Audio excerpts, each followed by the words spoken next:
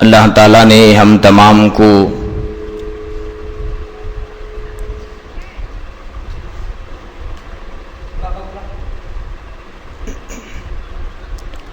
اپنے پاکیزہ دربار میں بیٹھ کر اپنے اور اپنے حبیب پاک جناب محمد الرسول اللہ صلی اللہ علیہ وسلم کے ذکر خیر کے لیے جمع فرمایا۔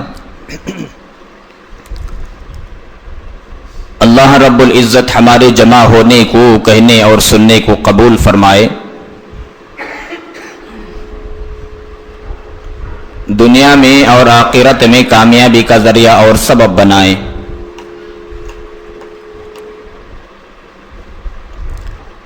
حاضرین کرام،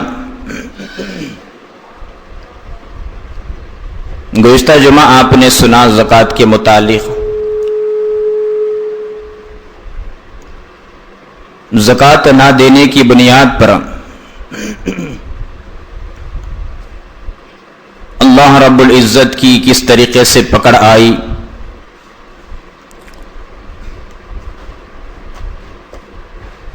اور گزشتہ جمعہ آپ نے سنا کہ قارون کو اللہ رب العزت نے زمین میں کس طریقے سے دھسا دیا۔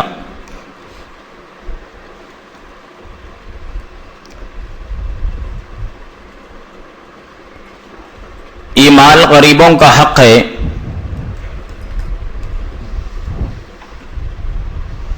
اگر ہم اس نعمت کی قدر کرتے ہوئے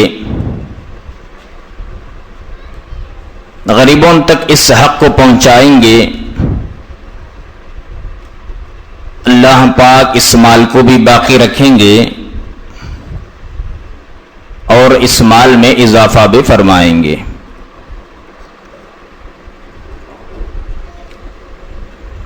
ایک دستور ہے، ایک قانون ہے،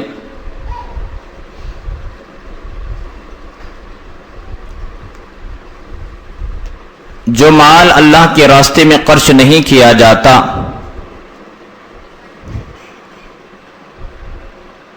اس مال کے اندر بے برکتی ہوتی ہے۔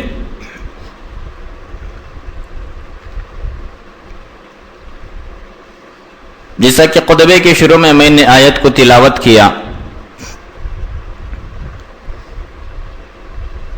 فرضیت نماز کے ساتھ ساتھ زکوٰۃ کی فرضیت کا اللہ رب العزت نے 70 مقامات سے زیادہ مرتبہ ذکر فرمایا ہے۔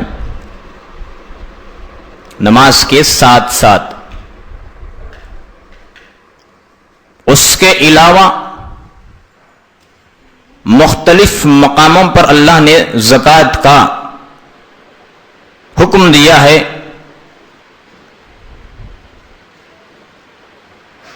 جس طریقے سے اللہ رب العزت نے پچھلی شریعتوں میں نماز کو فرض کیا تھا،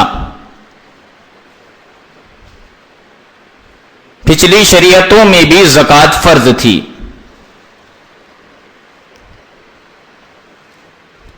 لیکن ادائیگی کا طریقہ الگ تھا۔ موسیٰ علیہ السلام کے زمانے میں بھی زکوٰۃ فرض تھی، عیسیٰ علیہ السلام کے زمانے میں بھی زکوٰۃ فرض تھی،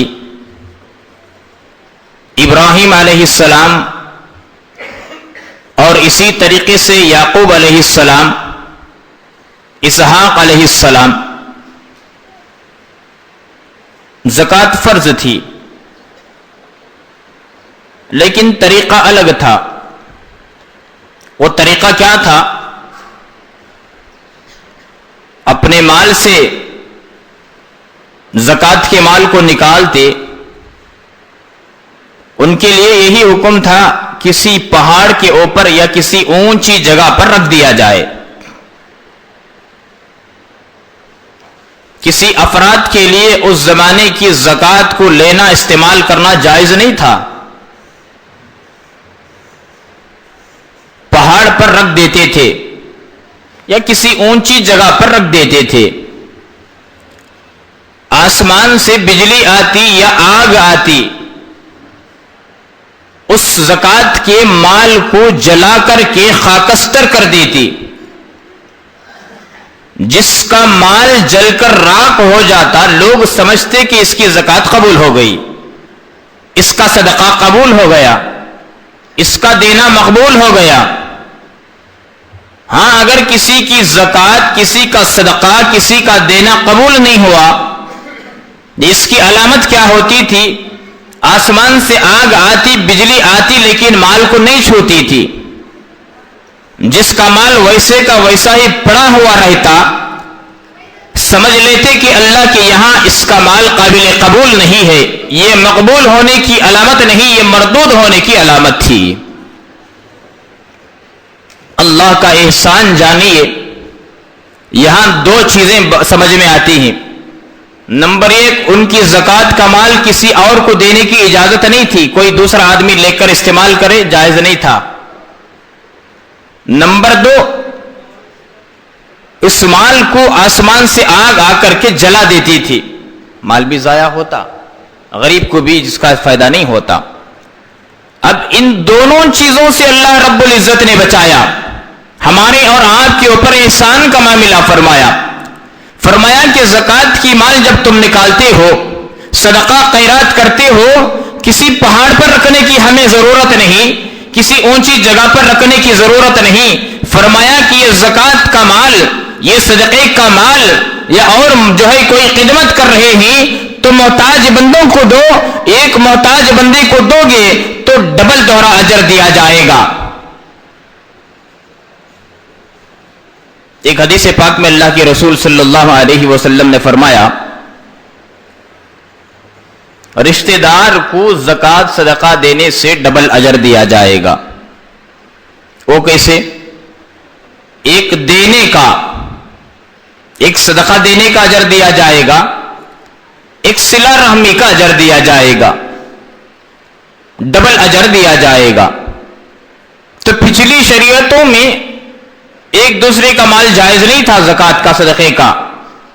اللہ کے رسول صلی اللہ علیہ وسلم کی شریعت میں ہم ایک دوسرے کے لیے جائز ہے، جو مستحق احباب ہیں زکات کی مال کو لے سکتے ہیں، کھا سکتے ہیں، صدقہ لے سکتے ہیں، کھا سکتے ہیں۔ دوسری بات، مال ضائع ہونے سے اللہ نے بچا لیا۔ آگ آتی اس زمانے میں مال کو جلا کر خاکستر راکھ کر دیتی، لیکن آج الحمدللہ اس سے اللہ نے بچا لیا۔ ایک محتاج کو فائدہ پہنچ جاتا ہے، ایک غریب کو فائدہ ہو جاتا ہے، ایک مسکین کو فائدہ ہو جاتا ہے، ایک بے سہارا جو ہوتا ہے، ایک بیوہ جو عورت ہوتی ہے، ان کو فائدہ ہو جاتا ہے۔ تو غرض کے طریقہ وہ تھا اس زمانے میں۔ مال کی زکات کہتے ہیں، مال کے اندر میل کو زکات کہتے ہیں۔ علماء نے اس کی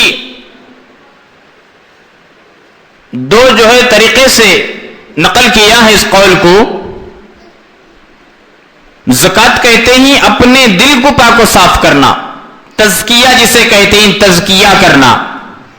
دوسرا ہے اپنے مال کو پاک و صاف کرنا۔ زکات کو بھی زکات اس لیے کہتے ہیں کہ زکات کا مال نکالنے کے بعد بقیہ جو مال ہے وہ پاک و صاف ہو جاتا ہے، اس میں کوئی ملاوٹ نہیں رہتی، چوری ہونے کا امکان نہیں رہتا، گم ہونے کا امکان نہیں رہتا، ڈاکہ پڑنے کا امکان نہیں رہتا، مال بالکل پاک و صاف ہو جاتا ہے، اسی لیے زکات کو زکات کہتے ہیں۔ زکات دیں گے فائدہ ہوگا۔ ایک حدیث پاک میں اللہ کے حبیب پاک جناب محمد رسول اللہ صلی اللہ علیہ وسلم نے ارشاد فرمایا، جس کے راوی حضرت ابو ہریرہ رضی اللہ تعالیٰ عنہ ہیں، جب صبح ہوتی ہے دو فرشتے نازل ہوتے ہیں۔ ایک فرشتہ اللہ کے یہاں دعا کرتا ہے، اے اللہ، جو آپ کے راستے میں خرچ کرنے والا ہے، آپ کے محتاج بندوں کی مدد کرنے والا ہے، پیسے بچا بچا کر نہیں رکھتا، گن گن کر کے نہیں رکھتا، غریبوں کے جو ہے حق کو غریبوں تک پہنچاتا ہے، یتیموں کے حق کو یتیموں تک پہنچاتا ہے، بیواؤں کے حق کو بیواؤں تک پہنچاتا ہے، اے اللہ آپ اس کے مال میں برکت عطا فرمائیں اور بڑھوتری عطا فرمائیں۔ اب آگے سنیے، دوسرا فرشتہ کہتا ہے، اے اللہ، جو آپ کے راستے میں خرچ نہیں کرتا، نیکیوں کے کام میں خرچ نہیں کرتا، بچا بچا کر کے رکھتا ہے، اس کے مال کے اندر بربادی عطا فرما، اس کے مال کے اندر تباہی عطا فرما، اس کے مال کے اندر جو ہے ایسی ایک چیز عطا فرما جو آٹومیٹکلی ختم ہو جائے۔ ایک فرشتہ دعا دیتا ہے خرچ کرنے والوں کے لیے، ایک فرشتہ بد دعا دیتا ہے نہ خرچ کرنے والوں کے لیے۔ الہاکم التکاثر حتی زرتم المقابر، آج یہی ہو رہا ہے۔ زکات دیں گے مال باقی رہے گا، زکات دیں گے تجارت باقی رہے گی، زکات نکالیں گے ملازمت باقی رہے گی، زکات نکالیں گے بری موت نہیں آئے گی، زکات دیں گے حوادثات سے بچ جائیں گے، زکات دیں گے کوئی اور مصیبت نہیں آئے گی، اللہ رب العزت پورے طریقے سے محفوظ کر لیتے ہیں۔ حضرت صدیق اکبر رضی اللہ تعالیٰ عنہ کے زمانے میں بعض قبیلے والوں نے زکات دینے سے انکار کیا، ہم زکات نہیں دیں گے۔ حضرت ابو بکر صدیق رضی اللہ تعالیٰ عنہ نے جہاد کرنے کے لیے تیار ہو گئے، جہاد کرنے کے لیے۔ امت کے اندر سب سے زیادہ رحیم ترین شخص حضرت ابو بکر صدیق رضی اللہ تعالیٰ عنہ، ان سے زیادہ کوئی رحم کرنے والا نہ آج تک پیدا ہوا نہ قیامت تک پیدا ہوگا۔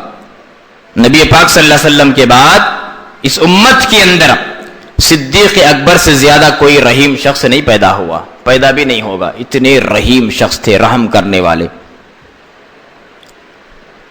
اسی لیے اللہ کے رسول صلی اللہ علیہ وسلم نے فرمایا ارحموا امتی بامتی ابو بکر، میری امت میں سب سے زیادہ رحم کرنے والے، سب سے زیادہ رحم دل حضرت ابو بکر صدیق رضی اللہ تعالیٰ عنہ۔ اللہ اکبر، ایسے رحم دل صحابی۔ بعض قبیلے والوں نے جب زکات دینے سے انکار کیا، حضرت ابو بکر صدیق رضی اللہ تعالیٰ عنہ جہاد کرنے کے لیے تیار ہو گئے۔ اب اس سے اندازہ لگائیں زکات کا کیا مقام ہے، اس کی کیا فرضیت ہے۔ یہ ہمارا اپنا فائدہ ہے، دوسروں کا تھوڑی فائدہ، اور بھی کتنا، ارے مال اللہ نے دیا ہے۔ ان اللہ اشترى من المؤمنین انفسهم هم بان لهم الجنہ، سورہ توبہ کے اندر اللہ نے فرمایا ہم نے انسان کے مال کو، انسان کے جان کو ہم نے خرید لیا ہے، کس کے بدلے میں؟ جنت کے بدلے میں ہم نے خرید لیا ہے۔ نہ جان ہمارا ہے نہ مال ہمارا ہے، یہ جان بھی اللہ کی امانت، یہ مال بھی اللہ کی امانت، جتنی نعمتیں اللہ کی ہم استعمال کر رہے ہیں، اللہ کی عزت و جلال کی قسم یہ نہ ہماری ہے نہ باپ دادا کی ہے نہ کسی اور کی ہے، اللہ کی امانت ہے۔ اللہ چاہے تو دیں گے، اللہ چاہے تو چھین لیں گے۔ یہ جنت کے بدلے میں اللہ نے خرید لیا ہے۔ ہم بکے ہوئے مال ہیں، بکے ہوئے مال، بکا ہوا مال کسی کا نہیں ہو سکتا، جو آدمی خرید چکا ہے اس کا ہوا کرتا ہے۔ اللہ نے ہمارے جان کو خرید لیا ہے، اللہ رب العزت نے ہمارے مال کو خرید لیا ہے جنت کے بدلے میں۔ یہ مال یہ ہماری پراپرٹی نہیں ہے، یہ مال کو ہم اللہ کے منشا کے مطابق خرچ کریں گے، اس مال کو نبی کے شریعت کے مطابق خرچ کریں گے، یہ جان کو کسی اور جگہ نہیں لٹائیں گے، یہ جان کو اللہ کے راستے میں قربان کریں گے، اس جان کو اللہ کے حکموں پر قربان کریں گے، اس جان کو نبی پاک صلی اللہ علیہ وسلم کی شریعت کو اپنانے میں قربان کریں گے۔ نہ جان ہماری ہے نہ مال ہمارا ہے۔ جب مال بھی ہمارا نہیں، جان بھی ہمارا نہیں، تو انسان اکڑنے کی بھی ضرورت نہیں، انسان کو اکڑنے کی بھی ضرورت نہیں۔ میری چیز رہی تو اس طرح میں کروں گا، گھر میرا ہے، میں سینہ ٹھوک کر کے کہہ سکتا ہوں کہ یہ گھر میرا ہے۔ ارے گھر میرا نہیں کسی اور کا ہے تو میں کیا کہوں گا کہ گھر میرا ہے؟ ایک سواری میری ہے تو میں سینہ ٹھوک کر کے کہوں گا کہ یہ سواری میری ہے۔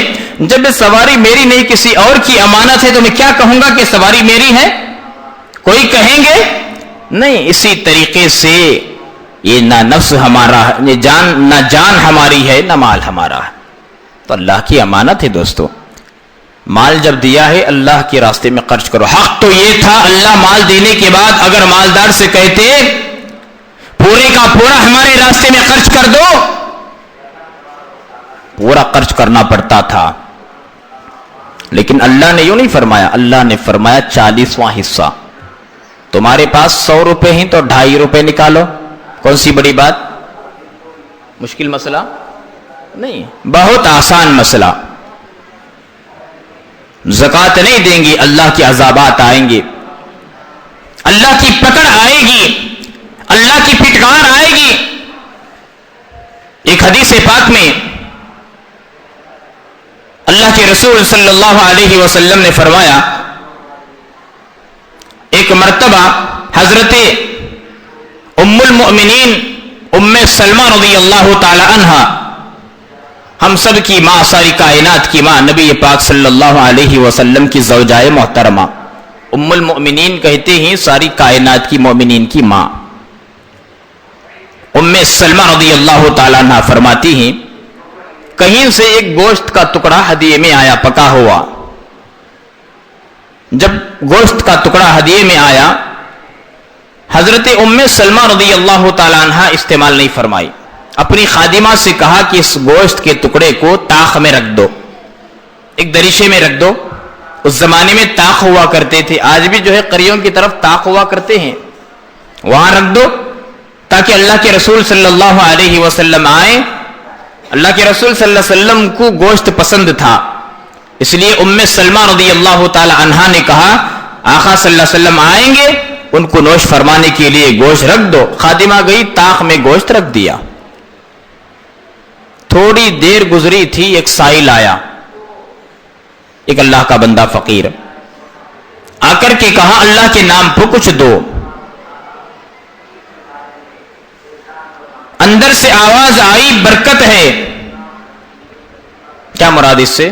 اس سے مراد یہ ہے کہ ہمارے پاس بھی کچھ دینے کے واسطے نہیں ہے, صرف ایک گوشت کا ٹکڑا تھا, وہ بھی اپنے لیے نہیں رکھا تھا, نبی پاک صلی اللہ علیہ وسلم کے لیے رکھا تھا.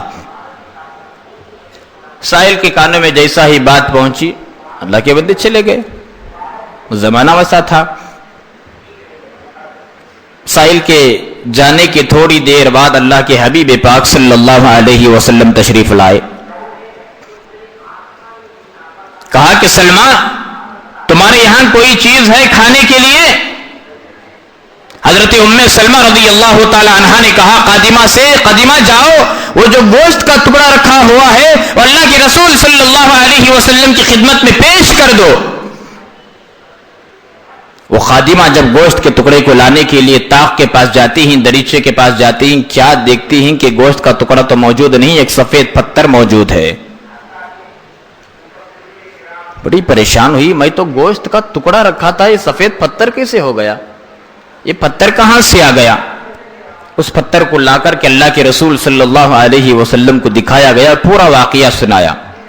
کہیں سے تحفے میں گوشت کا ٹکڑا آیا تھا, گوشت آیا تھا, ہم نے آپ کا خیال کر کے طاق میں رکھ دیا. وہ گوشت تحفے میں آنے کے تھوڑی دیر بعد میں ایک سائل آیا, ہم نے کہا کہ برکت ہے, دینے کے واسطے کچھ بھی نہیں, سائل تو چلا گیا. لیکن جب آپ آئے, آپ کے دینے کے لیے جب ہم وہاں گئے طاق کے پاس گوشت لانے کے لیے, گوشت تو موجود نہیں لیکن سفید پتھر موجود ہے. اللہ رب العزت کا احسان ہے, اللہ تعالیٰ نے اپنے محبوب دو عالم صلی اللہ علیہ وسلم کی برکت سے اس حقیقت کو ظاہر کر دیا. آقا نے فرمایا جو لوگ یتیموں کے مال کو دبا کر کے کھاتے ہیں, جو لوگ مستحق کے مال کو دبا کر کے کھاتے ہیں, مستحق کے مال کو نہیں دیتے, بیواؤں کے مال کو نہیں دیتے, اور زکات نہیں نکالتے, صدقہ نہیں دیتے, اوروں کے مال کو اپنا مال سمجھ کر کے کھاتے ہیں, اصل میں وہ پتھر کھانے کے برابر ہے, پتھر کھانے کے برابر ہے. اللہ کے رسول صلی اللہ علیہ وسلم نے اس کی وضاحت فرمائی. اللہ کے نبی صلی اللہ علیہ وسلم کے گھر کے اندر یہ کیفیت ہوئی, اللہ نے بتا دیا. ہمارے اور آپ کے لیے نمونہ ہے یہ نمونہ. جو غریب کے مال کو دیے بغیر جو استعمال کرتے ہیں, گویا کہ وہ مال نہیں کھا رہے ہیں, وہ پتھر کھا رہے ہیں. آج معاشرے کے اندر ہو رہا نہیں ہو رہا, بہت ہو رہا. لیکن بہت سارے احباب ایسے بھی ہیں حق والوں کا حق ادا کرتے ہیں, غریبوں کے حق کو حق تلفی نہیں کرتے, یتیموں کی حق تلفی نہیں کرتے. آپ نے گزشتہ جمعہ سنا قارون کی کیا کیفیت ہوئی, اللہ نے کس طریقے سے عذاب میں مبتلا کیا. آج بھی عذاب میں ہے، قیامت تک عذاب میں رہے گا۔ اسی طریقے کا ایک واقعہ سناتا ہوں، سن لیجئے۔ اللہ کے رسول صلی اللہ علیہ وسلم کے زمانے میں ایک انصاری صحابی تھے جن کا نام ثعلبہ ابن حاتب تھا۔ بہت غریب تھے، اکثر مسجد میں وقت گزارتے تھے۔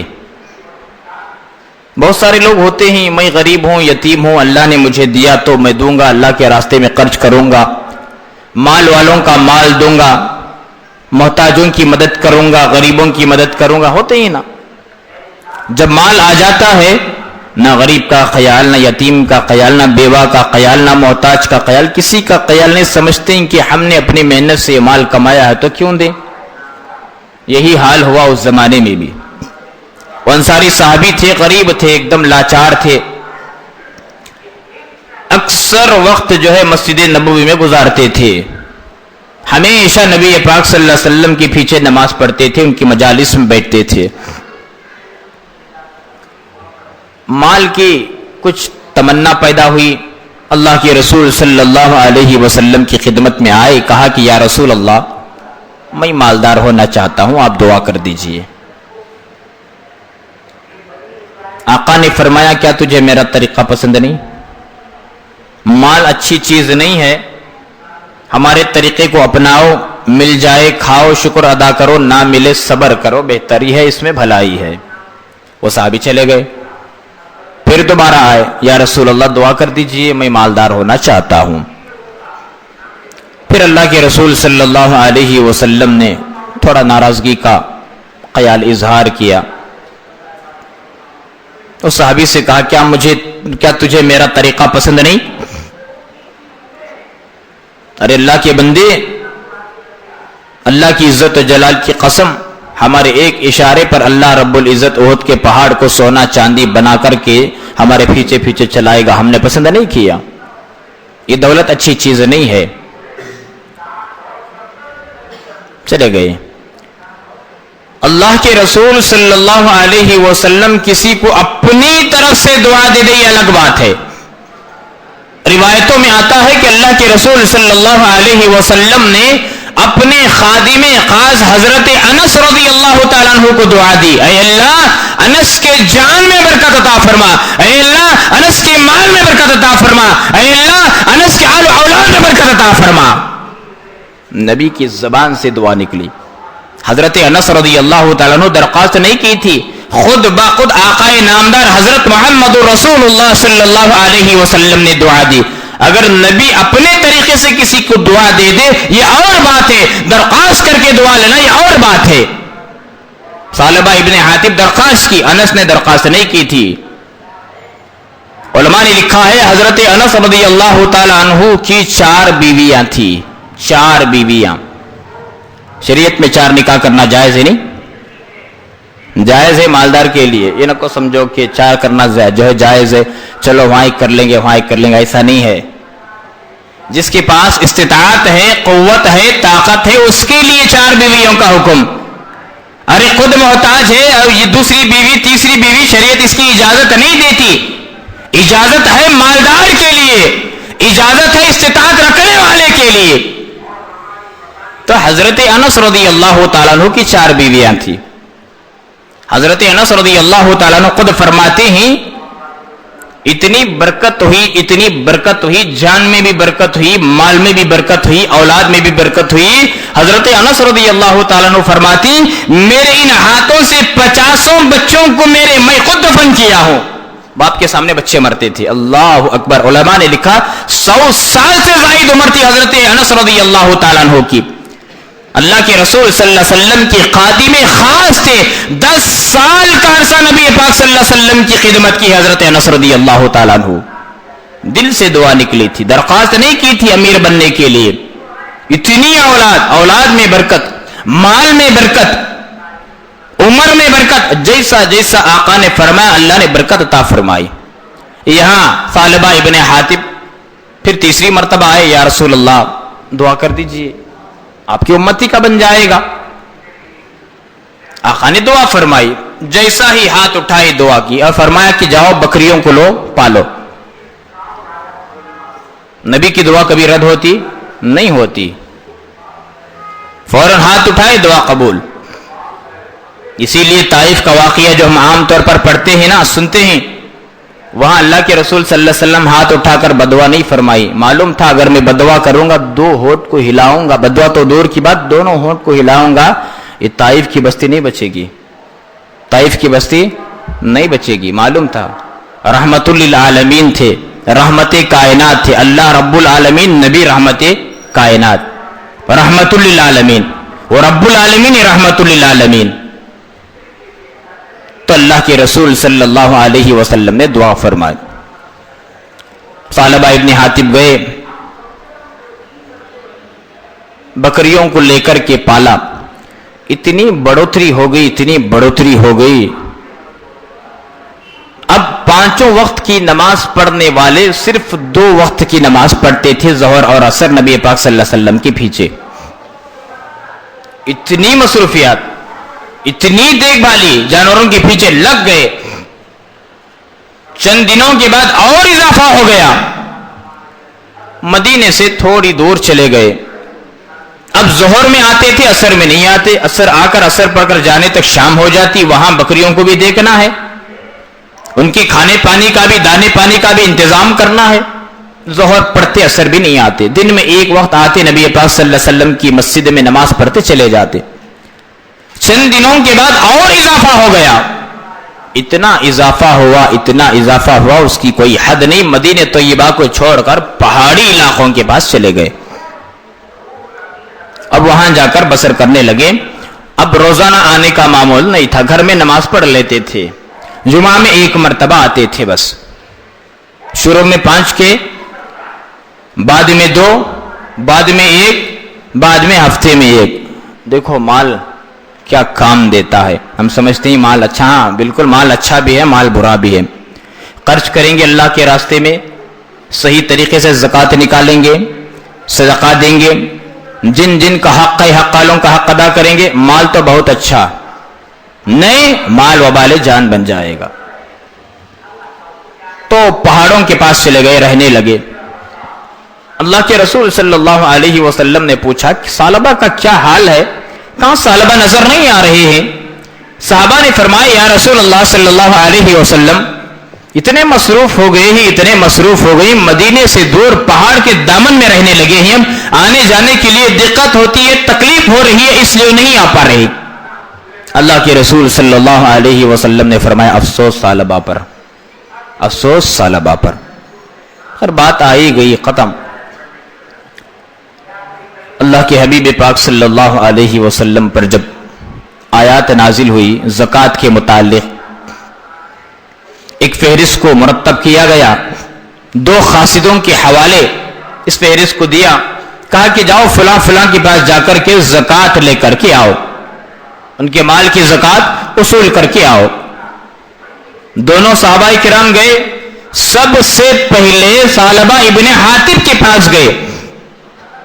یہ جو غریب صحابی جو تھے، اللہ کے رسول صلی اللہ علیہ وسلم کی دعاؤں کی برکت سے امیر ہو گئے، مالدار ہو گئے، ان کے پاس سب سے پہلے گئے، جا کر کے پوری حالات کو سنائے، پوری فہرست کو پڑھ کر کے سنایا کہ آیت جو ہے نازل ہوئی ہے کہ جن جن کے پاس مال ہے، اتنے مال پر اتنا زکوٰۃ دینا ہے، اللہ کے رسول صلی اللہ علیہ وسلم کا حکم ہے، آپ اپنے مال کی زکوٰۃ دیجئے۔ جیسا ہی سننا تھا ان کا رویہ بدل گیا، کہنے لگے اسلام میں یہ زکوٰۃ، یہ تو ٹیکس معلوم ہوتا ہے، ٹیکس، آگے جاؤ میں سوچ کر کے بتاؤں گا۔ بڑے عجیب انداز سے کہا، جو قاصد گئے ہوئے تھے ان کا کیا ہوتا ہے، بتانا، معلوم کرانا، سامنے سے جو جواب آئے گا وہ سن کر چلے جائیں گے۔ جہاں دوسری طرف جانے کا اشارہ ہوا تھا بنو سلیم کے پاس، وہاں گئے، ان کے پاس جا کر کے اللہ کے رسول صلی اللہ علیہ وسلم کے پورے احکامات کو سنائے، وہ خوش ہو گئے، جا کر کے اونٹوں کے ریوڑ کے پاس ایک بہترین اونٹ پکڑ کر کے دے دیا۔ ان صحابہ نے کہا، قاصدوں نے کہا، اللہ کے رسول صلی اللہ علیہ وسلم نے فرمایا نہ ہمیں بہتر سے بہتر کی ضرورت ہے، نہ گھٹیا سے گھٹیا مال کی ضرورت ہے، ہمیں درمیانی حساب کا مال دو۔ بہتر کی بھی ضرورت نہیں، گھٹیا مال کی بھی ضرورت نہیں، ایک درمیانی حساب کا مال دو۔ وہ صحابی کہنے لگے میں اپنی خوشی سے دے رہا ہوں، اتنا اچھا اونٹ، تندرست اونٹ، فربا اونٹ، صحت والا اونٹ میں اپنی خوشی سے دے رہا ہوں، اللہ کے رسول صلی اللہ علیہ وسلم کو سلام کہہ دیجئے اور میری طرف سے میں اپنی خوشی سے دے رہا ہوں، اسے لے جائیے۔ اس مال کو لے لیے، پھر جہاں جانا تھا گئے، وصول کر لیے زکات کو، پھر واپس آئے حضرت ثعلبہ ابن حاتب کے پاس، پھر وہی جملے، مجھے تو کچھ سمجھ میں نہیں آ رہا ہے، یہ تو ٹیکس معلوم ہوتا ہے، ٹیکس اسلام میں ٹیکس تو نہیں ہے، آپ جائیے میں سوچ کر بتاؤں گا۔ اب جو قاصد گئے ہوئے تھے واپس آ رہے تھے، جیسا ہی واپس آ رہے تھے مجلس لگی ہوئی تھی، اللہ کے رسول صلی اللہ علیہ وسلم مسجد نبوی میں تشریف فرما تھے، صحابہ بھی تھے، ابھی وہ صحابہ آئے نہیں تھے، کچھ کیفیت کو بیان نہیں کیا۔ ثعلبہ ابن حاتب نے کیا کہا؟ ان کے حال کو دیکھ کر کے اللہ کے رسول صلی اللہ علیہ وسلم نے فرمایا وَيْحَكَ ثعلبہ، وَيْحَكَ ثعلبہ، وَيْحَكَ ثعلبہ، ثعلبہ پر افسوس ہے، ثعلبہ پر افسوس ہے۔ فوراً صحابہ جو قاصد گئے تھے آئے اور آ کر کے پوری کیفیت سنائی، یا رسول اللہ فلاں فلاں سے زکات کا مال لائے ہیں۔ ثعلبہ ابن حاتب نے یہ جواب دیا ہے۔ اللہ کے رسول صلی اللہ علیہ وسلم سننے کے بعد تھوڑی ہی دیر گزری تھی، جبرائیل تشریف لائے۔ اللہ اکبر، یا رسول اللہ بہت سارے لوگ جو غریب ہوتے ہیں، محتاج ہوتے ہیں، اپنے آپ کو تمنا کرتے ہیں، اللہ کے یہاں وعدہ کرتے ہیں، عہد کرتے ہیں، اے اللہ آپ اگر مال دیں گے ہم غریبوں کی مدد کریں گے، اے اللہ اگر آپ مال دیں گے ہم یتیموں کی مدد کریں گے، بیواؤں کی مدد کریں گے، محتاجوں کی مدد کریں گے۔ جب اللہ مال دے دیتے ہیں، نہ غریب کی مدد کرتے ہیں، نہ یتیم کی مدد کرتے ہیں، نہ محتاج کی مدد کرتے ہیں، یہ مال کے اوپر ازبے بن کر کے بیٹھ جاتے ہیں، کسی کے حق کو نہیں ادا فرماتے۔ اللہ نے ان کے نفاق کو ظاہر فرما دیا۔ اللہ کا حکم ہے کہ یہ جب مال لائیں گے دینے کے لیے، یہ خوشی سے نہیں لائیں گے، اخلاص سے نہیں دیں گے، ان کے اندر نفاق پیدا ہو گیا۔ علماء نے لکھا ہے کہ اللہ رب العزت نے ان کے دل کے اندر نفاق کو قائم فرما دیا۔ ثعلبہ ابن حاتب کی جبرائیل آئے، اللہ کے پیغام کو سنائے چلے گئے۔ جیسا ہی پیغام کو سنا کر جبرائیل گئے، اللہ کے رسول نے صحابہ کے سامنے عرض کیا اور کہا پھر 3 مرتبہ وَيْحَكَ ثعلبہ، ثعلبہ کے لیے بربادی آ گئی، ثعلبہ کے لیے بربادی آ گئی، ثعلبہ کے لیے بربادی آ گئی۔ اتنا سننا تھا اس مجلس کے اندر ثعلبہ ابن حاتب کے ایک رشتہ دار تھے، جسم کے رونگٹے کھڑے ہو گئے اور ایک دم کھڑے ہو گئے، چوری چھپی سے پیچھے سے جو ہے نکل کر کے ایک تیز سواری لے کر کے فوراً نکل پڑے۔ یقین تھا نبی پاک صلی اللہ علیہ وسلم کی جو ہے زبان مبارک سے بد دعا نکل چکی ہے، ثعلبہ ہلاک ہو جائے گا، ثعلبہ برباد ہو جائے گا، ثعلبہ تباہ ہو جائے گا۔ یقین تھا، ایمان تھا اس بات پر، فوراً نکل پڑے، جا کر کے اپنے رشتہ دار ثعلبہ ابن حاتب سے کہا ارے اللہ کے بندے غضب ہو گیا ہے، آیت نازل ہو گئی، چل جلدی سے مال کو لے کر معافی مانگ اور زکات کے مال کو ادا کر دے۔ آج ہمیں یقین ہے اتنا؟ یقین نہیں ہے اتنا۔ شروع رمضان میں نے حدیث سنایا تھا آپ کو، اللہ کے رسول صلی اللہ علیہ وسلم نے بددعا فرمائی ہے، جبرائیل نے بددعا فرمائی ہے، آقا نے آمین کہا۔ یقین کہاں جی ہے ہمارا؟ یقین ختم ہو گیا۔ یقین کہاں ہمارا؟ دنیا کی چیزوں پر یقین، دکان پر یقین، مکان پر یقین، پراپرٹی پر یقین، مال پانی پر یقین، سکے پر یقین، دولت پر یقین، سیاست پر یقین، منسٹر پر یقین، ایم پر یقین، اللہ کے نبی کے بدعوں پر یقین نہیں۔ یہ صحابہ کے جسم کے رونگٹے کھڑے ہو گئے۔ وَيْحَكَ ثعلبہ کے الفاظ سن کر یقین تھا میرے رشتہ دار کی تباہی آ گئی ہے، فوراً نکل پڑے، تیز سواری لی، فوراً جا کر کے اللہ کے بندے تیری تباہی آ گئی ہے، تو نے تباہی کو دعوت دیا ہے۔ ثعلبہ ابن حاتب پریشان ہو گئے، پریشان ہو گئے، اپنے پورے زکات کے مال کو لیا، جلدی جلدی اللہ کے رسول صلی اللہ علیہ وسلم کی خدمت میں آئے۔ یا رسول اللہ میرے سے بھول ہو گئی، غلطی ہو گئی مجھ سے، آپ معاف فرما دیجئے، میرے لیے استغفار فرمائیں، میرے مال کو قبول فرما لیجئے۔ اللہ کے حبیب پاک صلی اللہ علیہ وسلم نے فرمایا ثعلبہ اب تمہارا دینا اخلاص سے نہیں ہے، اللہ نے تمہارے اندر نفاق کو قائم کر دیا، تمہارے نفاق کو اللہ نے قرآن پاک کے اندر قیامت تک کے لیے محفوظ کر دیا۔ اب تمہارا مال قابل قبول نہیں، اللہ نے منع کر دیا میں تمہارے مال کو نہیں لوں گا، بس تباہی آ گئی۔ کتنا یقین تھا اور رشتہ دار صحابی کو، آقا نے فرمایا جس نے رمضان کے مہینے کو پایا اور مغفرت نہ کروائی، بخشش نہ کروائی، ہلاک کو برباد ہو جائے۔ ہلاک کو برباد ہونے میں کوئی تردد نہیں دوستو، یقین نہیں آ جمنا، ایک کان سے سن کو ایک کان سے چھوڑ ڈالتی۔ بولنے والا بولتا ہمارا کام ہمیں کریں گے، بولنے والے کو بولنے کے واسطے یقین سو ہمیں نہیں، یہ سوال پیدا ہوتا سو ایک خطیب کو ایک امام کو بولنے کے واسطے یقین سو اس کا کام انہیں کرنا، ہمارا کام ہمیں کریں گے، تباہی آ جائے گی، بربادی آ جائے گی۔ بولنے والا اپنی بات نہیں بتاتا، بولنے والا اپنی باپ کی بات نہیں بتاتا، بولنے والا کہانی نہیں سناتا، بولنے والا قصہ نہیں سناتا، احادیث کو بیان کرتا ہے، اللہ کے فرمان کو سناتا ہے۔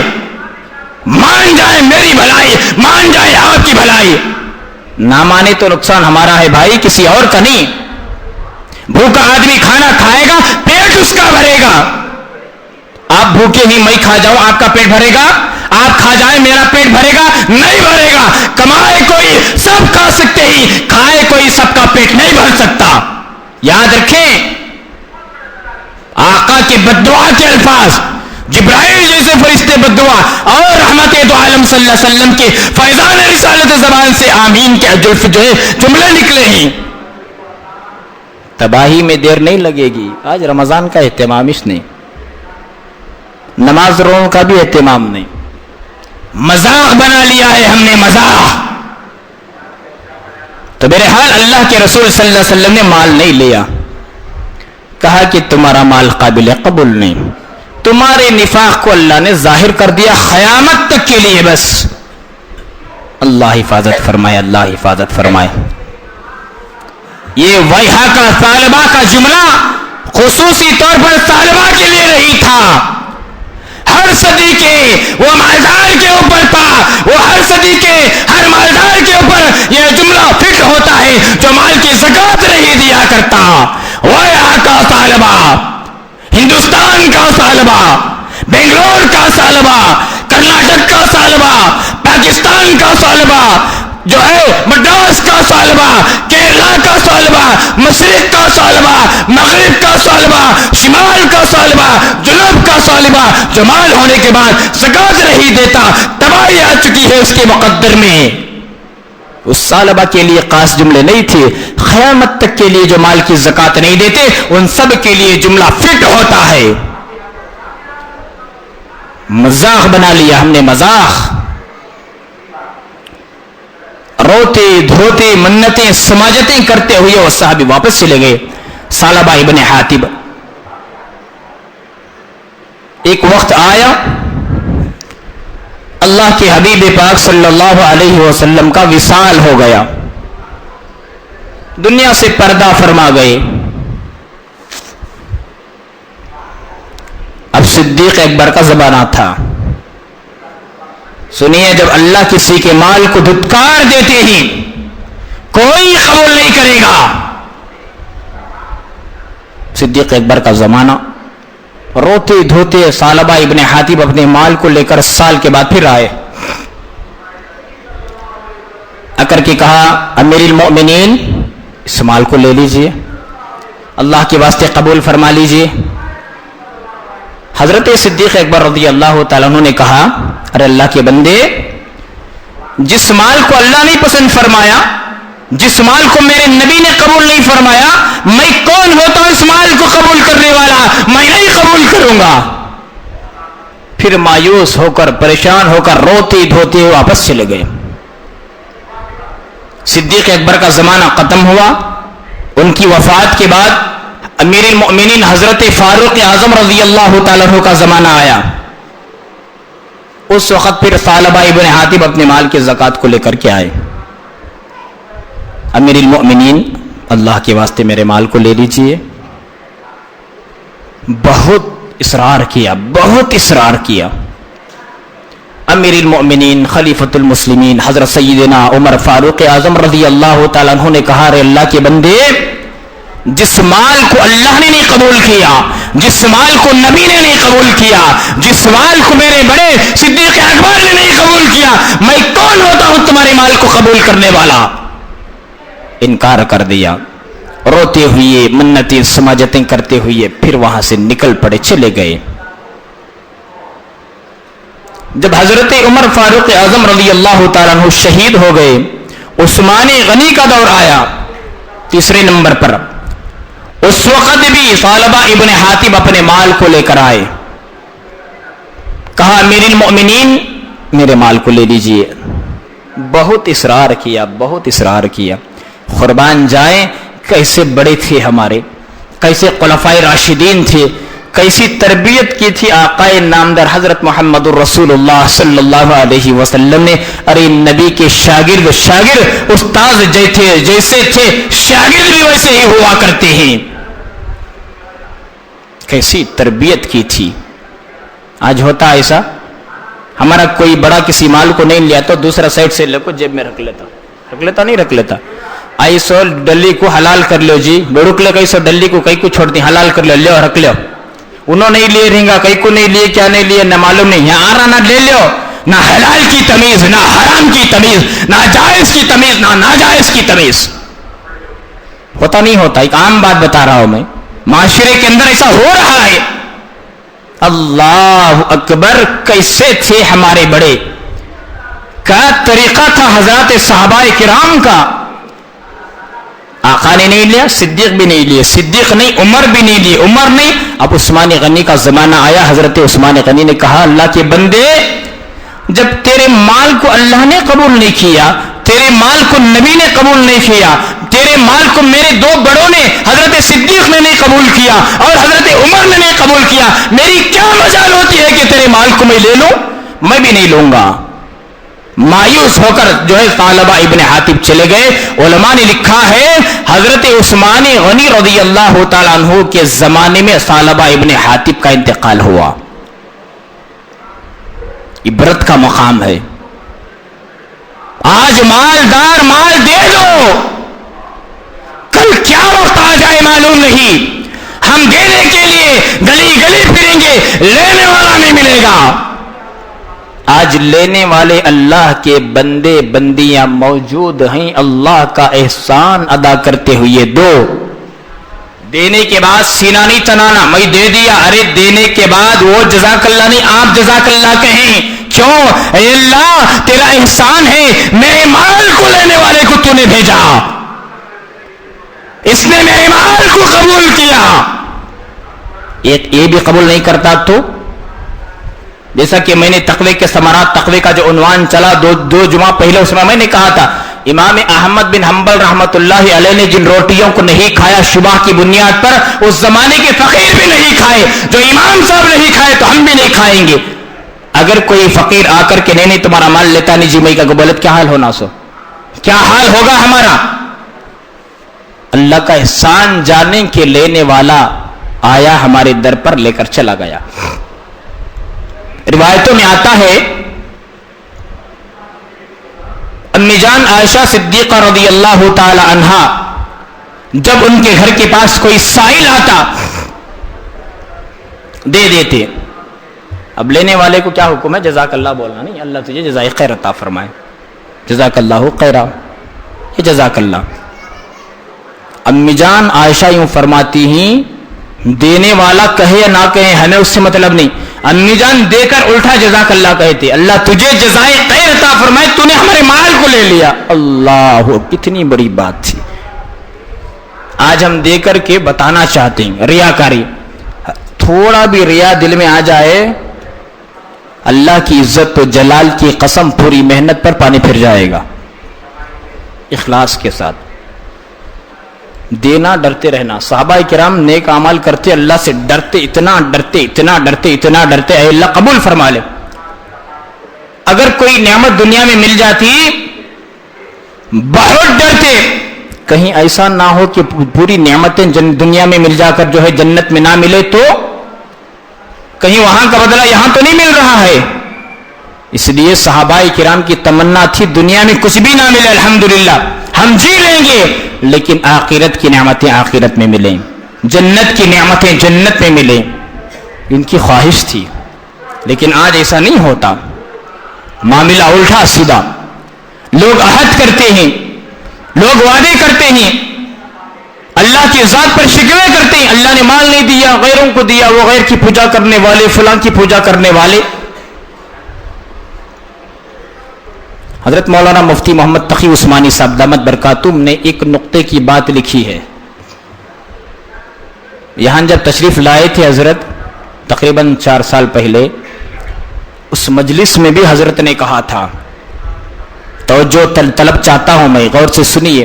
ہم شکایت کرتے ہیں نا کیا جی, ہمیں اللہ کی عبادت کرنے والے, نماز پڑھنے والے, ذکر کرنے والے, ہمیں کئی کو غریب ہیں سو, غیران دیکھو, کافران دیکھو, یہودی نصرانی, مالدار ہیں, کار میں پھر رہے, اس میں پھر رہے, اس میں پھر رہے.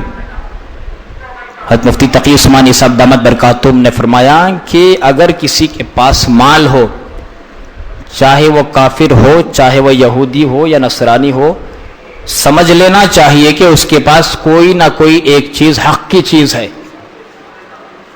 اس حق کی بنیاد پر اللہ نے مال کو عطا فرمایا.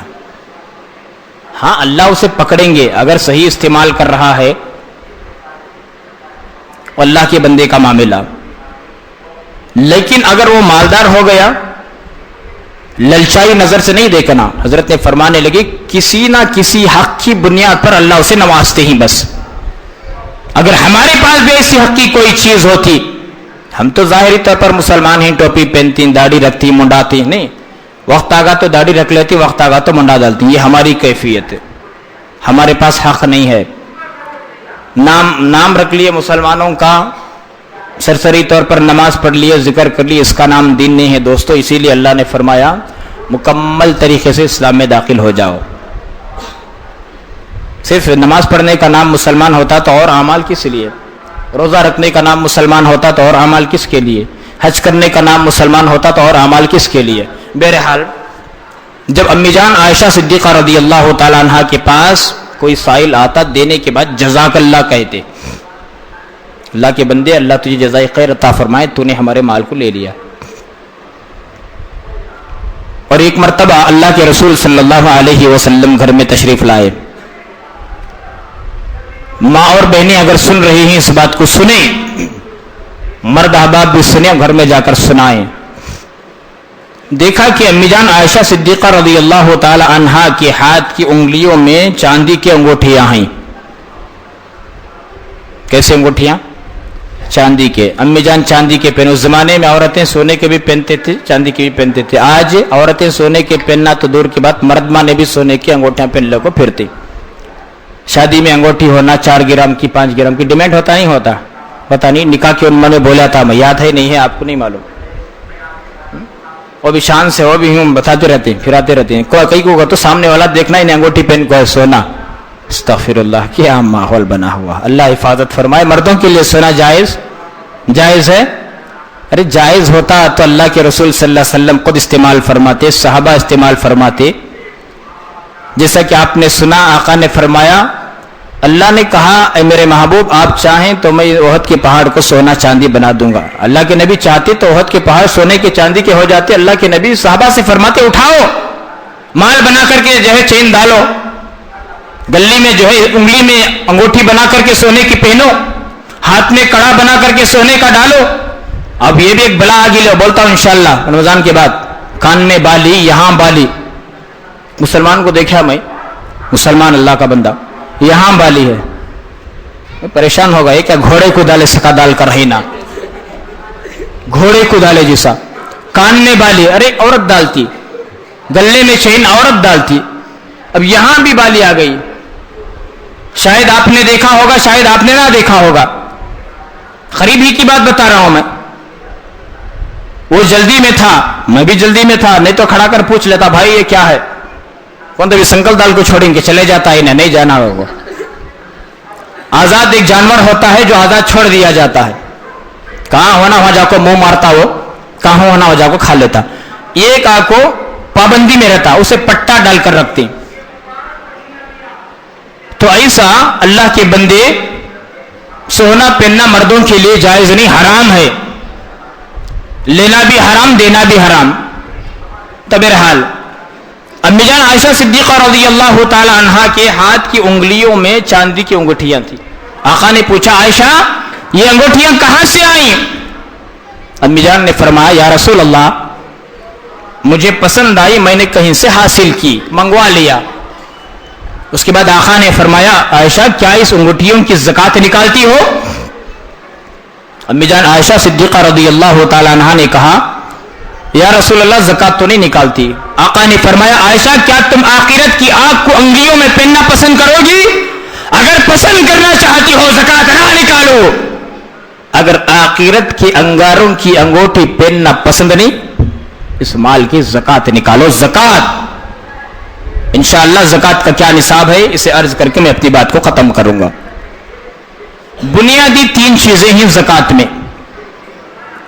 زکات کے بنیادی 3 چیزیں،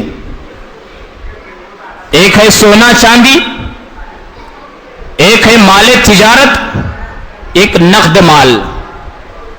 اب سونا کتنا ہونا؟ 7.5 تولہ سونا۔ اب تولہ کا حساب نہیں، یہاں تو گرام کا حساب، سونا بولے جو تولہ بولے تو سمجھ میں بھی نہیں آتا، گرام۔ 7.5 تولہ سونے کے 80 پر 7 گرام ہوتی، 87 گرام۔ 80 پر 7 گرام سونا اگر کسی کے پاس ہے، سال گزر گیا زکات واجب ہو جاتی۔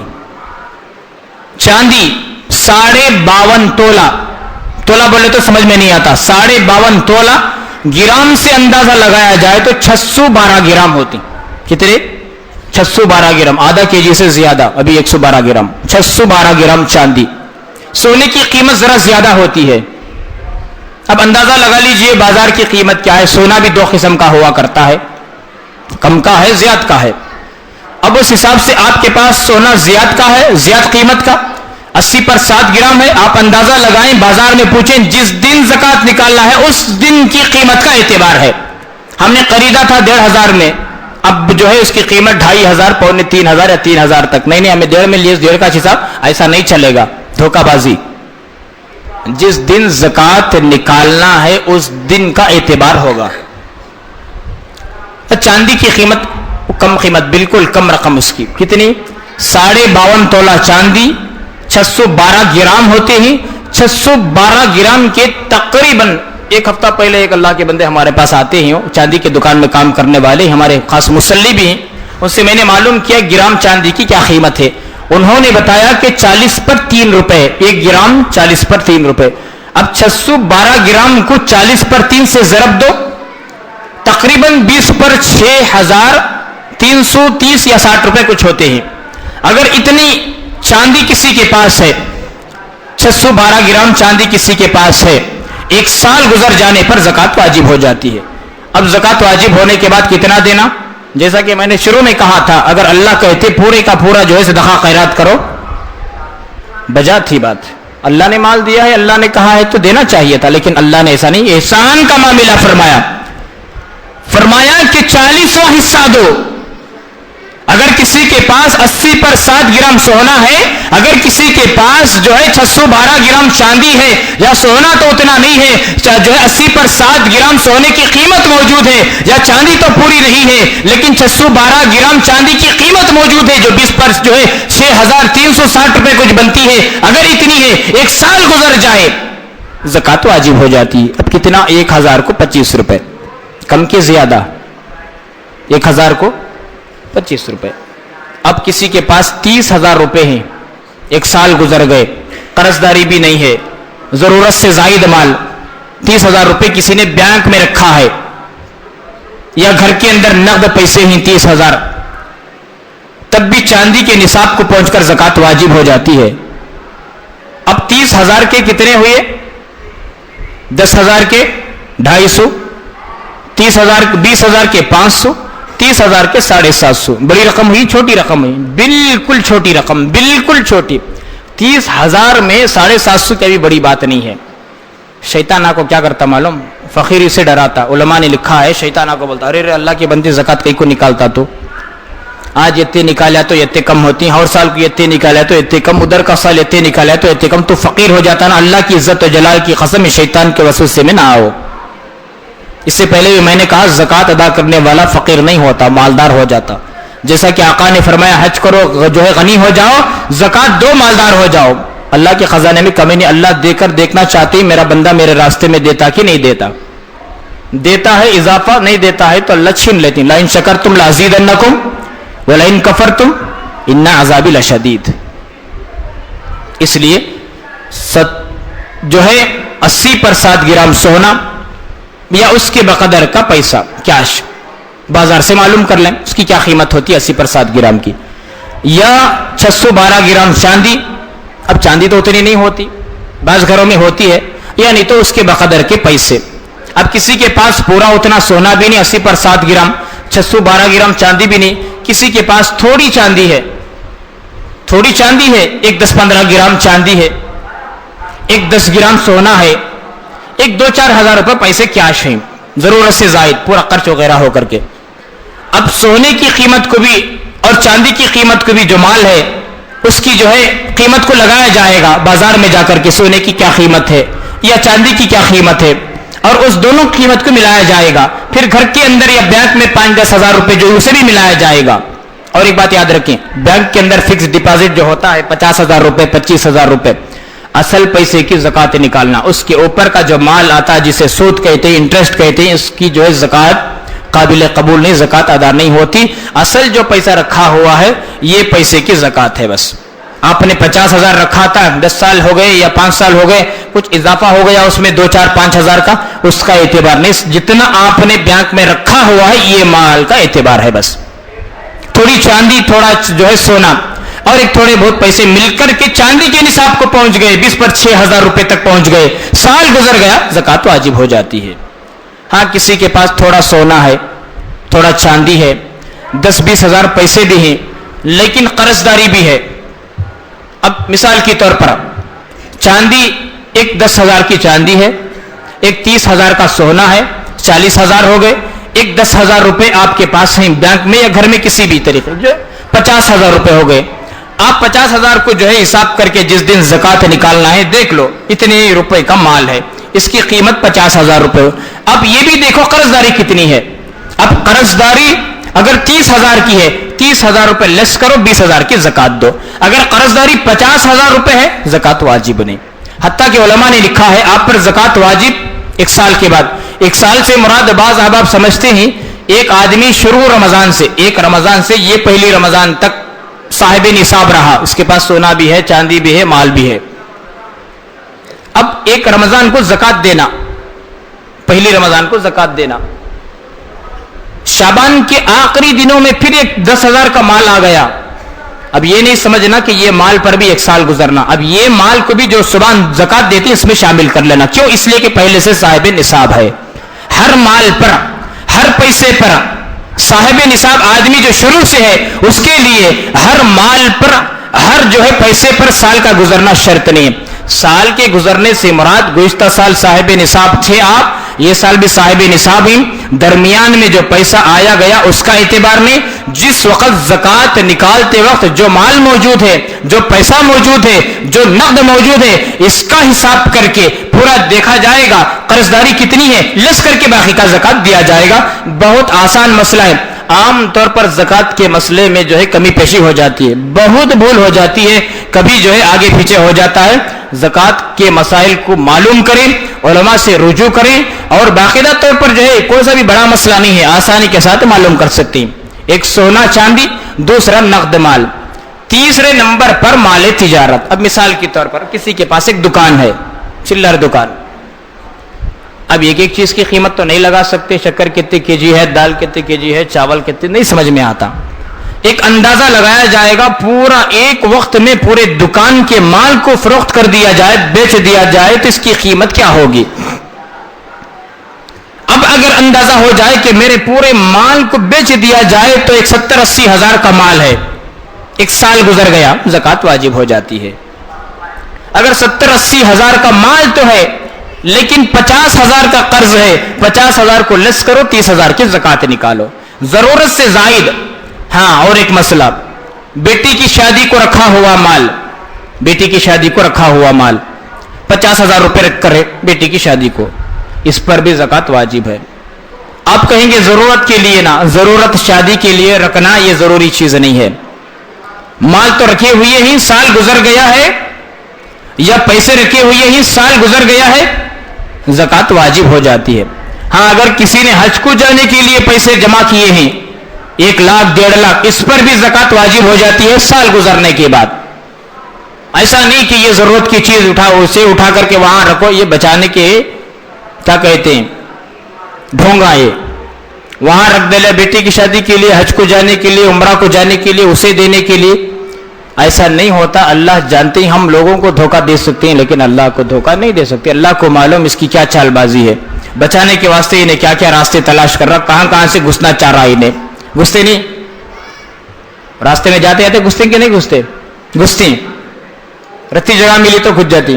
ہماری قوم کے نوجوان تو گھسنے میں نمبر 1 نہیں، بہت اچھا گھس جاتی ہیں الحمدللہ، گھستے بھی ہاتھاں پاؤں بھی توڑ لیتے، ایسا نہیں ہونا۔ تو یہاں گھس کو عادت ہو جا کو شریعت میں بھی گھسنا چاہتے ہیں، اڑا ٹیڑا، یہاں گھسے تو بچ جائیں گا، یہاں سے گھس گئے تو بچ جائیں گا، ایسا نہیں ہے۔ زکوٰۃ کے مال میں قدم پھونک پھونک کر کے اٹھانا پڑتا، ایک ایک چیز کا حساب لگا کر، چاہے زیادہ ہو جائے فرق نہیں پڑتا، کم نہیں ہونا، کم ہوگا تو مصیبت۔ حج کے لیے جو رقم ہے سال گزر گیا زکوٰۃ واجب، بیٹی کی شادی کے لیے مال رکھا یا پیسے رکھا ہوا ہے سال گزر گیا واجب۔ ہاں اور ایک مسئلہ، بڑا گھر ہے 25-30 لاکھ کا، آپ خود رہتے ہیں اس گھر میں، زکوٰۃ واجب نہیں، آپ خود استعمال کرتے ہیں، 25-30 لاکھ کا گھر ہے، زکوٰۃ واجب نہیں۔ آپ کے گھر میں استعمال کرنے کے لیے 20-25 ہزار کا فرنیچر ہے، اس پر زکوٰۃ واجب نہیں۔ آپ کے پاس 2 ویلر 1 لاکھ کی ہے نہیں ہے، 1 لاکھ کی گاڑی ہے نہیں، اور 1,80,000 کی ہے تو یہ لاکھ کو سے جی، اس پر بھی زکوٰۃ واجب نہیں۔ آپ کے پاس استعمال کرنے کے لیے اون یوز کو کار ہے، اس پر بھی زکوٰۃ واجب نہیں۔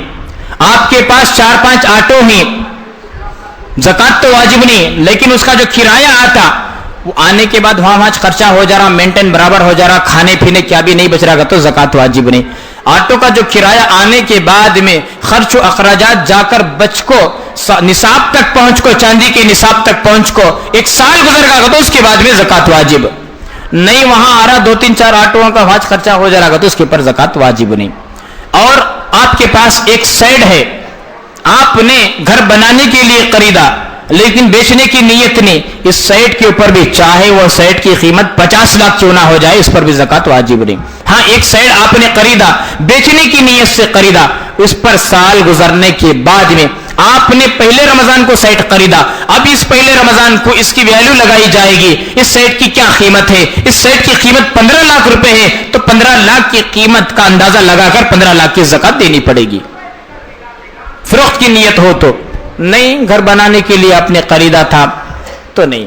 تو یہ سارے مسائل ہیں، یاد رکھیں بنیادی 3 مسائل، سونا چاندی ہو، 612 گرام چاندی ہو، 80 پر 7 گرام سونا ہو، یا 80 پر 7 گرام سونے کی قیمت نقد ہو، یا 612 گرام چاندی کی قیمت نقد ہو، ایک مال تجارت۔ جو فرنیچر کے کام کرنے والے احباب ہیں یہ بھی سنیں کہ آپ کے گودام میں، آپ کے گوڈون میں یا آپ کے دکان میں جو مال رکھا ہوا ہے بیچنے کا، اس مال کو اندازہ لگائیں کہ کتنے کا مال ہے۔ آپ کے دکان کے اندر، آپ کے گوڈون کے اندر 2 لاکھ کا مال ہے تو اندازہ لگا لیجئے 2 لاکھ کا مال ہے، اور یہ بھی دیکھیں کہ قرض کتنا ہے، 1 لاکھ کا قرض ہے، 1 لاکھ لیس کریں، 1 لاکھ کی زکوٰۃ نکالیں، اور تھوڑا چاندی ہے، تھوڑا سونا ہے، اور بھی تھوڑا قرض داری آنے والی ہے، اب دیکھیں قرض داری کتنی آنے والی ہے، باہر سے کتنا آنا ہے، اسے بھی حساب لگائیں، نصاب تک پہنچ جائے چاندی کے زکوٰۃ واجب ہو جاتی ہے۔ اور یہ ساری چیزوں کو جو ہے رکھ کر کے ایک جس وقت زکوٰۃ نکالتے ہیں اس وقت بازار میں جا کر کے آج سونے کی قیمت کیا ہے، آج چاندی کی قیمت کیا ہے، چاندی کی اور سونے کی قیمت دن بدن کبھی گھٹتی کبھی بڑھ جاتی، کبھی گھٹتی کبھی بڑھ جاتی، جس وقت زکوٰۃ نکالنا ہے معلوم کر لیں۔ اگر بات سمجھ میں نہیں آئی انفرادی طور پر بھی آپ جو ہے علماء سے رجوع کر سکتے ہیں، ہم سے رجوع کر سکتے ہیں، انشاءاللہ مسئلہ بتائیں گے۔ یہ آسان مسئلہ ہے زکوٰۃ کا، ایک ایک پیسے کا حساب لگا کر کے جو ہے، ہاں جو احباب کپڑوں کی تجارت کرتے ہیں، اب یہ بھی ایک اندازہ لگا لیا جائے ہمارے دکان میں کتنے کپڑے ہیں، کتنے کا مال ہے.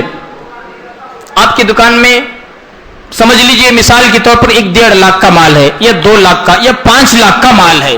پورا مال 5 لاکھ کا ہے. اب دیکھا جائے گا قرض داری کتنی ہے. 2 لاکھ کی قرض داری ہے تو 2 لاکھ لیس کیجئے، 3 لاکھ کی زکات ادا کیجئے.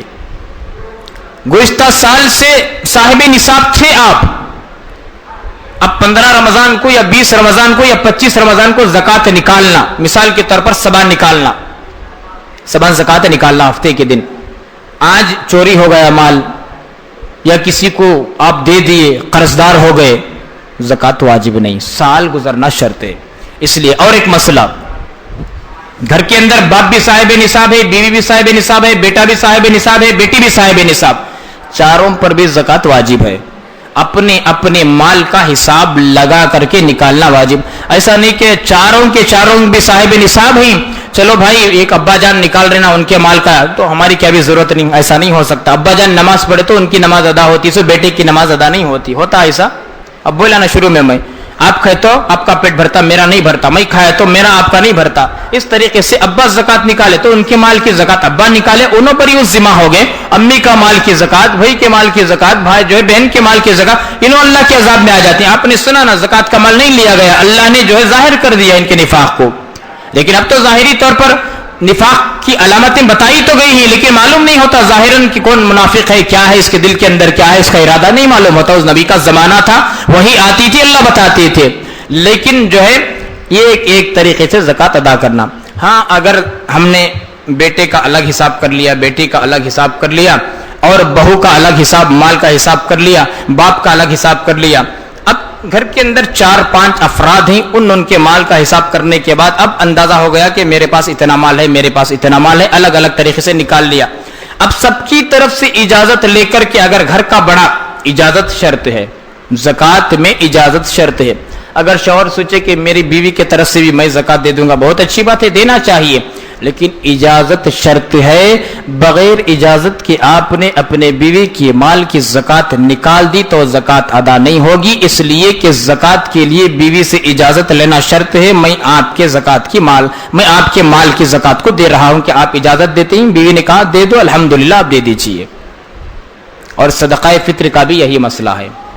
صدقہ فطر 1.25 کلو گیہوں کی قیمت ہے، جس کی قیمت 50 روپے ہے. اجازت شرط ہے. بعض علماء نے کہا اجازت لے لیا جائے تو بہتر ہے، بعضوں نے کہا یہ تو چھوٹی رقم سب کو معلوم ہوتا ہے، بغیر اجازت کے بھی صدقہ فطر دے دیا جائے، ادا ہو جائے گا. لیکن زکات کے مسئلے میں بہت ضروری ہے جو ہے اجازت کا لینا. اور ایک مسئلہ کیا ہوتا ہے، یہاں شادی کے موقع پر جو ماں کے گھر والے بچی کو جو مال دیتے ہیں، اس کی تو وضاحت ہو جاتی ہے کہ یہ بچی کی ملکیت ہے. ہوتی نہیں؟ بالکل ہو جاتی. ماں باپ کے گھر سے جو مال دیتی، گلے کا ہو، انگوٹھی، چین، جو بھی ہو، اس کی وضاحت تو ہو جاتی ہے بچی کی ملکیت. لیکن شوہر کی طرف سے جو مال دیتی اس کی وضاحت نہیں ہوتی. فوراً اس کی وضاحت کر دینی چاہیے. ہاں اگر کسی شوہر نے یا شوہر کے گھر والوں نے وضاحت تو نہیں کی یہ آپ کا مال ہے، تو اس لڑکی پر وہ مال جو شوہر کے گھر سے جو مال آیا ہے، اس لڑکی پر زکات واجب نہیں، شوہر دینا پڑتا. ہاں اگر شوہر کہہ دے ہماری طرف سے جو مال آپ کو دیا گیا ہے شادی کے موقع پر، یہ مال کی مالک آپ ہیں، یہ ملکیت آپ کی ہے، اس کے بعد جو ہے بیوی اس مال کی حقدار ہو جاتی ہے، بیوی کو نکالنا ہے. حتیٰ کہ کہا گیا بیوی کا مال الگ ہو، شوہر کا مال الگ ہو، حساب لگا کر کے پورا نکالا جائے. شوہر سے کہا جائے بیوی کے پاس ہو تو بیوی اپنی طرف سے دے، بیوی کے پاس تو مال نہیں ہوتا، شوہر کو اجازت دے دی جائے کہ میری طرف سے آپ مال دے دیں. حتیٰ کہ علماء نے لکھا اگر بہت سارے بخیل شوہر بھی رہتے، بیوی کے اوپر بھی نہیں خرچ کرتے، بچوں پر بھی زیادہ نہیں خرچ کرتے. 2 جمعہ پہلے میں بولا 3 قسم کے بخیل ہوتی، اب نہیں بولوں گا میں انشاءاللہ. 3 قسم کے بخیل، ان میں سے بیوی کے اوپر بھی خرچ نہیں کرتے، ایسے مہا بخیل بولتی ان کو.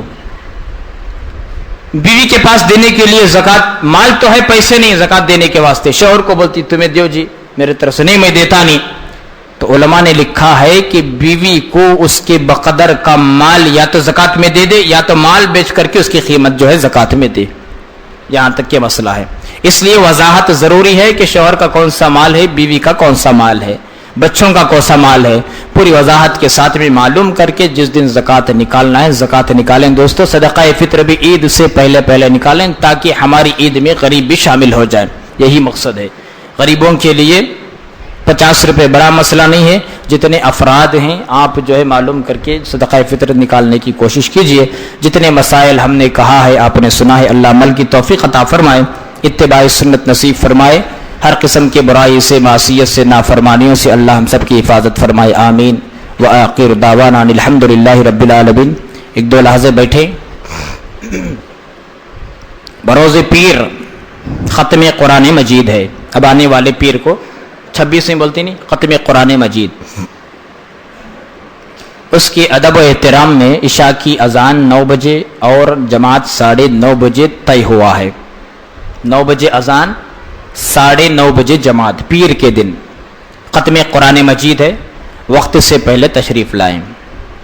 دوسری بات، اس سے پہلے تاخیراتوں کا اہتمام تو نہیں تھا ہمارے یہاں، کل مشورہ کیا گیا، اب اس کے بعد بھی جو تاخیراتیں آئیں گی، کل بروز ہفتہ تاخیرات ہے، پھر 26ویں پیر کے دن ہے، پھر اسی طریقے سے آخری تاخیرات چہارشنبے کے دن ہے، ان تاخیراتوں کا بھی یہاں پر اہتمام کیا گیا ہے، جس میں ہمارے بیانات ہوں گے۔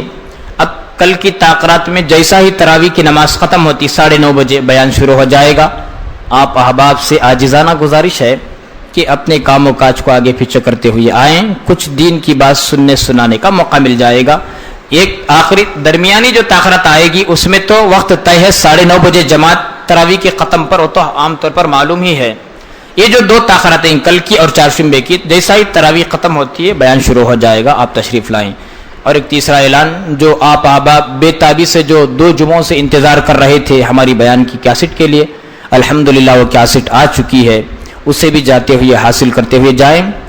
6 بیانات ہیں الحمدللہ، مدلل طریقے سے رمضان کس طرح گزاریں، روزے کیوں فرض کیے گئے، اس کے درجے کتنے ہیں، تقوی کے ثمرات، تقوی کسے کہتے ہیں، شب برات میں کس کی مغفرت ہوگی کس کی نہیں ہوگی، اور اسی طریقے سے موت کے بعد کے جو احکامات مستقل طریقے سے ہم نے عرض کیا ہے، الحمدللہ سنتے رہیں گے، فائدہ ہو جائے گا۔ اس میں غسل دینے کا بھی طریقہ ہے، موت کے بعد کے احکامات، آخرت کی فکر مندوں کے احکامات، یہ ساری چیزیں اس کے اندر موجود ہیں، جاتے ہوئے حاصل کرتے ہوئے جائیں۔ اور اسی طریقے سے ایک شہر کے مشہور و معروف عالم دین حضرت مولانا مفتی محمد شعیب اللہ خان صاحب دامت برکاتہم کی کتاب عید الفطر اور شب قدر کے نام سے ایک چھوٹی کتاب، بہت جامع کتاب ہے، بہت معلومات کی کتاب ہے، اسے بھی حاصل کرتے ہوئے جائیں۔ میں امید کرتا ہوں کہ آپ اس درخواست کو قبول کریں گے، اللہ ہم سب کو عمل کی توفیق عطا فرمائے۔